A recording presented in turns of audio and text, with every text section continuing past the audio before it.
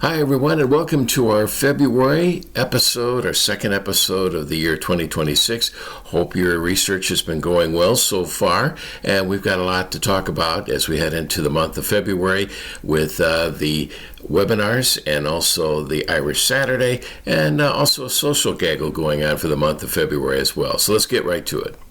Our February Irish Saturday will be held on Valentine's Day, February 14th. So stop on by the Hoffman Research Library, which is located at the Minnesota Genealogical Center in Mendota Heights, Minnesota. Now, here's an opportunity to get some of your Irish research questions answered. And the Minnesota Genealogical Center is located at 1385 Mendota Heights Road, Suite 100. You can also stop by the library during regular business hours. And to find out more about the library and the hours of operation, go to the website at mngs.org. Our webinar for the month of February will feature Natalie Bodle. Her topic is using Irish newspapers and other printed material. This presentation will be held on February 21st. This will be an online-only presentation, and the webinar will begin at 10:30 a.m. and last until noon Central Time. The fee is $15 for members and $20 for non-members. Again, the webinar is on February 21st. Now, how do we know what Irish newspapers are available and how to access them? Natalie will review the major repositories where they may be found and a range of printed journals and street directories to find your Irish ancestors. We also have a social gaggle scheduled for February 23rd at 6:30 p.m. Central Time. The gaggle lasts an hour and a half and is available on Zoom. It's open to all, and there is no registration. Have some questions or want to pass along a story? The gaggle starts with a round robin of introductions, then a 15-minute demo or walkthrough, and then the floor is open for discussion and sharing.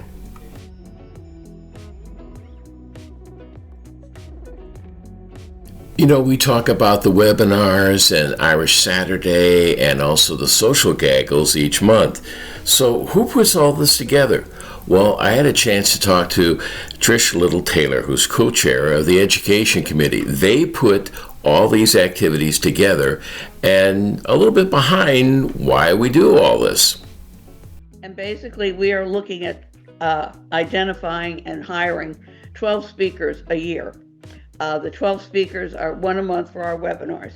And we want to make sure that the speakers are varied. We're not looking at, we're going to do the same thing every month.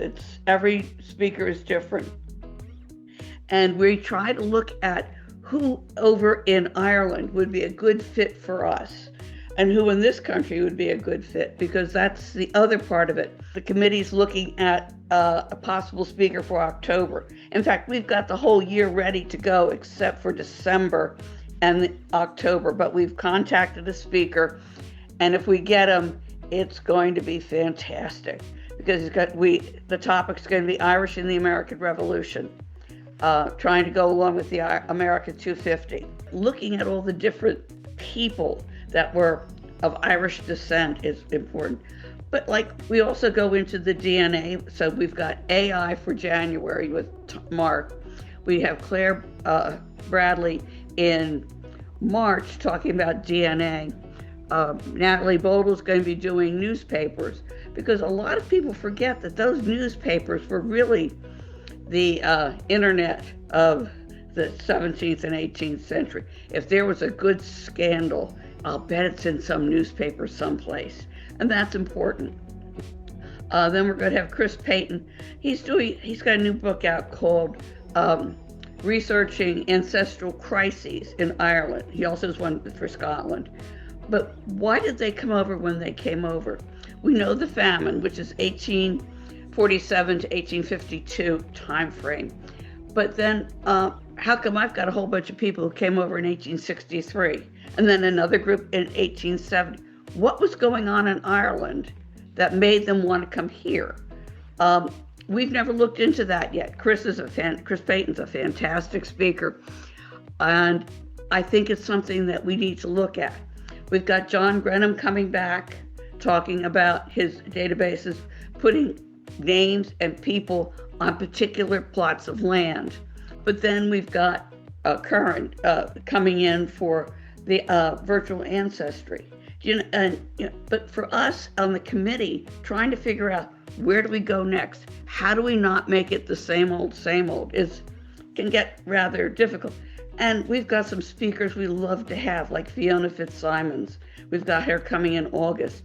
And she's doing a different tack this year. She's talking about what do you have to do to hire a genealogist in Ireland? What do you need to provide that person so that they know how to help you? We've got William Ralston coming back, and he's going to be talking more about 18th century. Again, trying to do a nice blend of what's really modern, but also the old stuff, because sometimes if you don't look at the old stuff, you have no idea how the new stuff was created. The virtual treasury was developed, and it's one of the few things we can thank COVID for, because they have the information and they decided to go out and look for the copies of the probates, the wills that were in the counties, because yes, the one copy is going to be in Dublin. But then if you've got land in, let's say, Tipperary or Wexford or Antrim, whatever, there's got to be a local copy. Can we get those local copies? And not only did they go out and digitize them, thank you, Lord, but they then indexed them. And now with some of the tools that we're learning about in AI, we might be able to get that information more easily. But again, we look at where we're at and look at what we want to accomplish. And there may be a lot of different things out there that we'd like to aim for. So teaching the people the history is as important as where the records are located. Oh, yeah. Absolutely. Because why is this happening? Why did this happen? Right. Or where did it happen? And sometimes I know here it's, they've always lived in this county. And then you find out that at one point in time, that county had actually been broken off from another county. And you're going, well, the reason the record stopped in 1800 is because your ancestor didn't move. The county line moved. Mm-hmm. But that impacts how you look at things.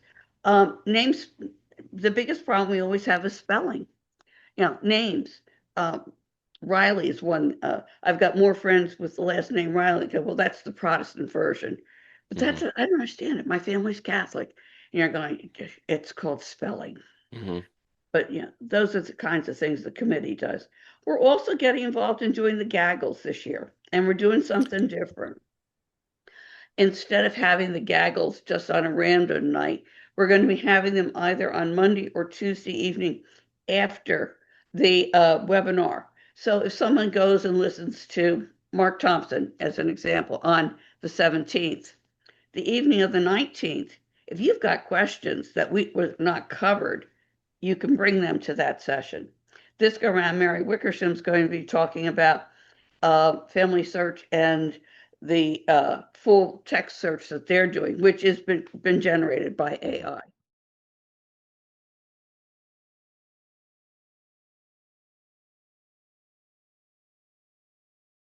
And finally, February is a month where we celebrate Valentine's Day. It's always on the 14th of February, and it's a celebration of love and marriage and couples. And did you know there's a connection between St. Valentine and Dublin? It's true. The St. Valentine's history dates back to the 3rd century when he was in Rome. The emperor at the time was Claudius II, or also referred to as Claudius the Cruel. He was considered the first in a line of soldier emperors who restricted soldiers in the Roman army from getting married. St. Valentine married couples in secret and defied the marriage ban.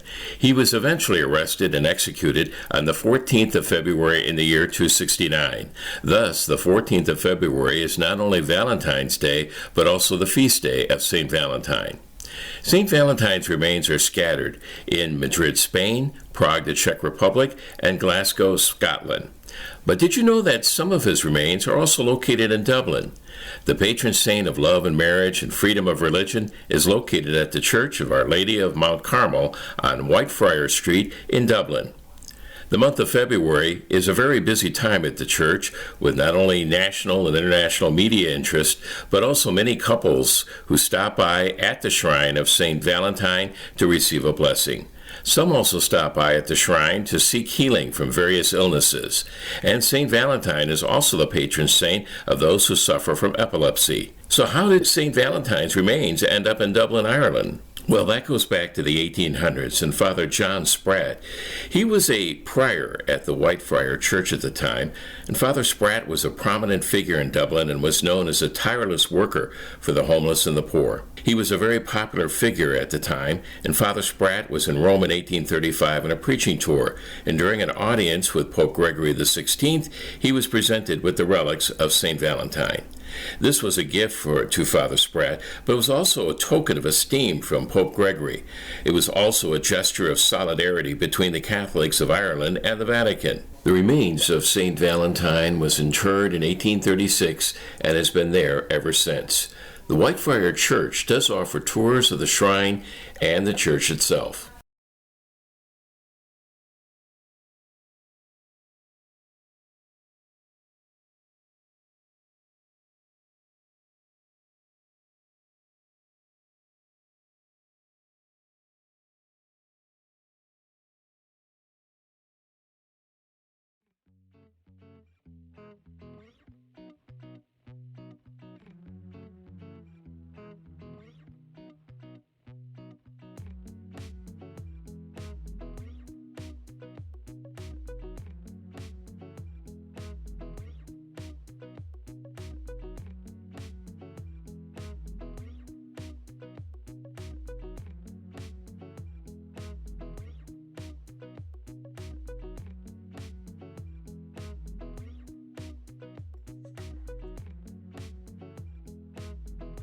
And that's how we're going to wrap up the month of February. And thanks to Trish Little-Taylor for all the information and background on the Education Committee, and also to the Carmelite Friars in Dublin for all the information and the photos they provided us on St. Valentine. Hope you've enjoyed all this, and we'll see you again next month. Good luck in your research.